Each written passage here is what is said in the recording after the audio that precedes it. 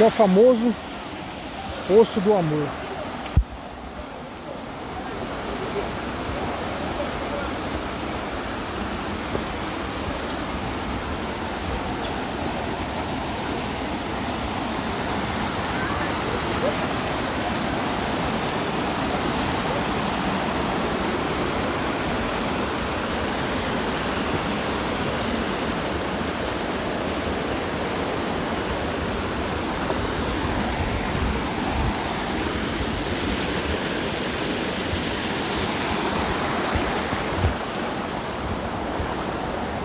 E vamos caminhar.